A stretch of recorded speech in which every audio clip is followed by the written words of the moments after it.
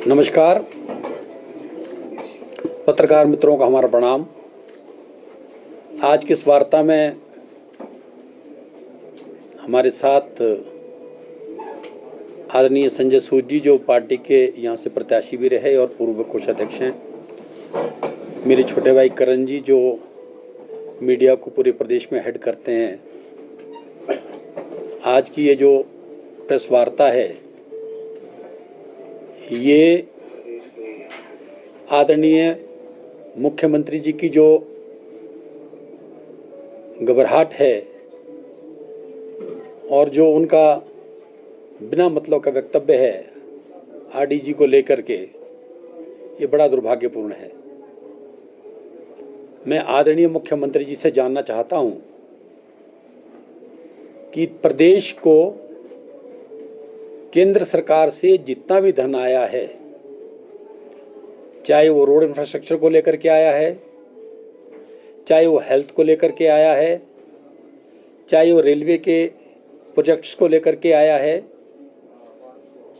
चाहे अलग अलग मदों में जो भी धन आया उसका दुरुपयोग करने की उन्होंने कसम खा रखी है। हालत ये है कि अधिकारियों को दबाव में डाल करके नकली यूटिलाइजेशन सर्टिफिकेट बनाए जा रहे हैं और उस यूटिलाइजेशन सर्टिफिकेट के आड़ में जो डेवलपमेंट का पैसा है, जो केंद्र सरकार से विकास के लिए आता है, उसको ट्रेजरी में ट्रांसफर करके प्रदेश के कर्मचारियों की तनख्वाह और पेंशन दी जा रही है। हालत तो ये है कि अगर जीएसटी का पैसा समय रहते हुए केंद्र में ना आए तो तनख्वाह देने के लिए भी 1 तारीख से 10 तारीख तक के दिन आगे करने पड़ते हैं। पेंशन की तो बात ही छोड़िए। हालत यह है कि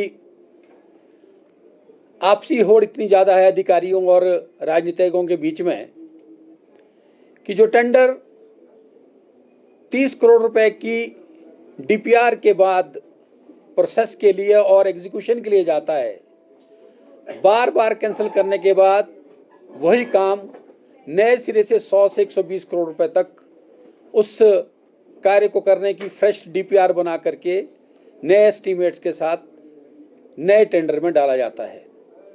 ये सब मैनिपुलेशंस हैं। ये अपने लोगों को अबलाइज करने की बात है। जो नैरेटिव इन मुख्यमंत्री ने सेट किया कि ये प्रदेश के लिए नहीं, सिर्फ अपने लोगों के लिए हैं, वो नैरेटिव को ही आगे बढ़ा रहे हैं।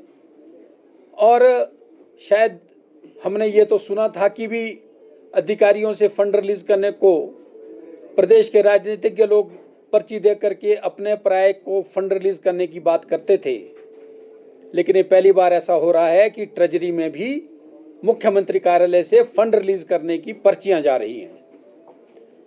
जो बिल्स, जो एलओसीज रिलीज होने के बाद डिफरेंट विभाग में ट्रेजरी को फॉरवर्ड कर दी गई, उनको रोका जा रहा है और रोकने के बाद उन्हीं पैसों को रिलीज किया जा रहा है जो उनके अपने हैं, उसकी पर्चियां ट्रेजरी में दी जा रही हैं। ये बहुत दुर्भाग्यपूर्ण है और ये प्रमाणित करता है कि ये जो उनके अपने लोग हैं उनको मोबिलाइज करने का एक फॉर्मूला इजाद किया है। पहली बार ऐसा हुआ कि ट्रेजरी पे ताले लग रहे हैं। जानकारी ये मिली कि फिर से 15 दिन के लिए ट्रेजरी को बंद कर दिया जा रहा है। उसका कारण है कि कोष नहीं है। और हिमाचल की राजनीति में पहली बार ऐसा हुआ कि गवर्नमेंट ऑफ इंडिया से रेलवे में कंपनसेशन के लिए और डेवलपमेंट के लिए पैसा आया, उसको ट्रेजरी से निकाल करके प्राइवेट बैंक में ट्रांसफर कर दिया जा रहा है। वो इसलिए किया जा रहा है कि उसका अपनी मर्जी से दुरुपयोग किया जाए। इसके बाद बड़े दुर्भाग्य की बात है कि एक तरफ बोलते हैं आपदा है, एक तरफ बोलते हैं तनख्वाहें देने को पैसे नहीं हैं, एक तरफ बोलते हैं कि कर्मचारियों की पेंशन देने के पैसे नहीं हैं।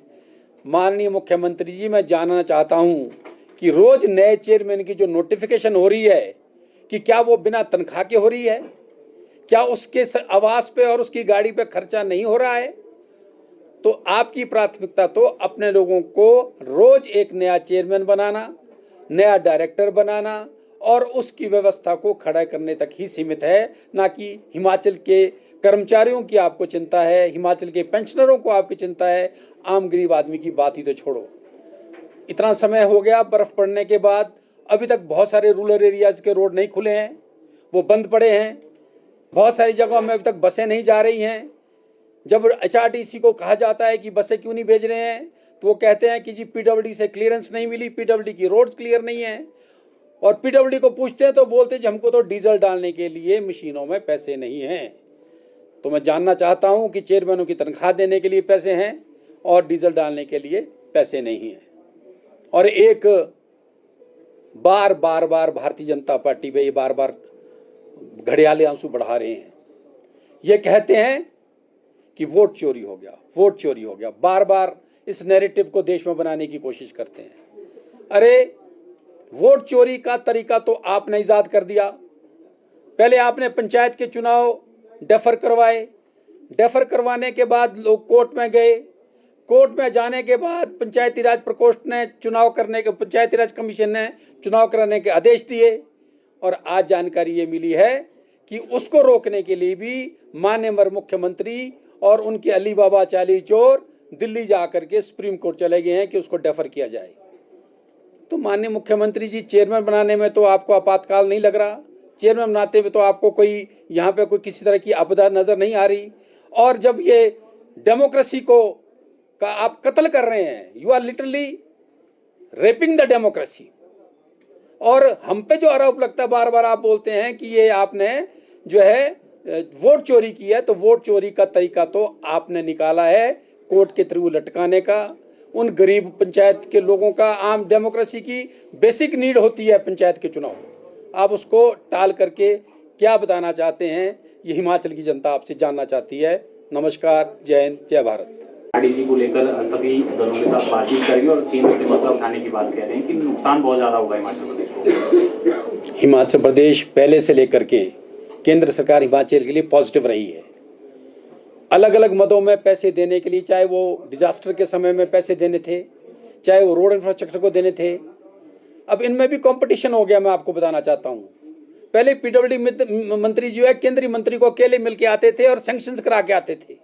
अब सुक्खू जी को लगा कि भाई ये तो PWD मंत्री जाकर के हिमाचल प्रदेश को सड़कों के पैसे ला रहे हैं। पहली बार मुझे लगता है अपने 3 साल के काल में वो हिमाचल के केंद्र के जो है सरफेस ट्रांसपोर्ट मिनिस्टर को मिलने गए। अगर वो बात सर्वदलीय की करते हैं, अच्छा ये होता है कि वो यहाँ के हमारे लीडर ऑफ अपोजिशन BJP के प्रदेश के नेताओं और सांसदों की भी बैठक बुलाते और उनको बोलते कि हम कलेक्टिवली जाएंगे। क्या उन्होंने आज तक इस तरह का इनिशिएटिव लिया? बोलने से कुछ नहीं होगा कि हम सर्वदलीय बैठक बुलाएंगे। इस रविवार को यहाँ पर मुख्यमंत्री ने कहा एक बैठक बुला रही है जिसमें भाजपा विधायकों को भी यहाँ पर न्यौता दिया जाएगा और एक प्रेजेंटेशन RDG को लेकर दी जाएगी, जिसमें यहाँ पर उन्होंने कहा है कि यहाँ पर एकजुट होकर इस लड़ाई को लड़ना पड़ेगा। क्या भाजपा के जो विधायक हैं उस बैठक में जाएंगे? देखो, भाजपा के विधायकों का बैठक में जाने का विषय तो हमारे जो लीडर ऑफ अपोजिशन आदरणीय जयराम ठाकुर जी हैं वो इसका आपको सही उत्तर देंगे, क्योंकि विधायक दल की बैठक का उन्होंने भी तय किया है। लेकिन हमको जानकारी मिल रही है कि स्पेशल सेशन बुलाने की बात हो रही है। अरे भैया, जब आपने चेयरमैन बनाने हैं, जब आपने नाटियाँ लगानी हैं, तब नहीं आपको चिंता याद आती? और जो RGD की बात है वो तो नेशनल लेवल पे BJP के 80% स्टेट्स भी ऐसे हैं। वो कोई हिमाचल के लिए थोड़ी नहीं लागू हुआ, कोई प्रोटोकॉल है, 5 वर्षीय योजना थी, उसको सकारात्मक करके जब वो क्लोज होगी तो आगे नई योजना आएगी। आप थोड़ा प्रतीक्षा तो कर लें।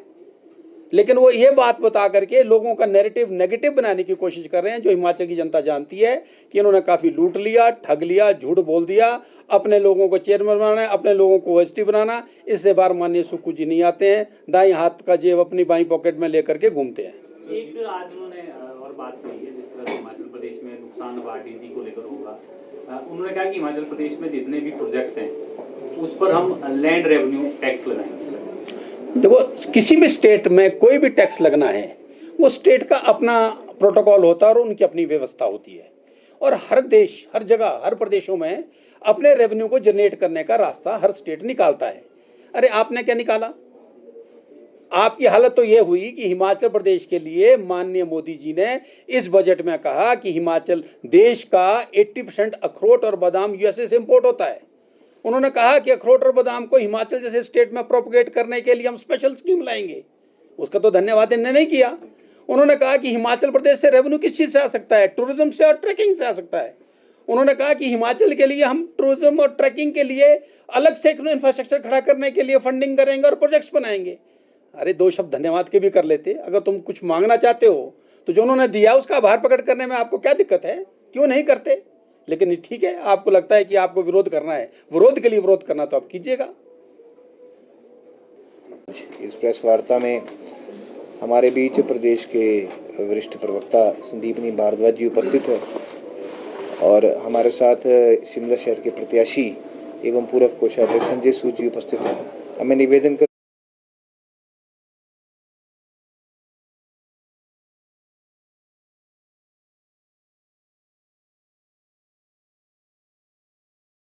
Forever.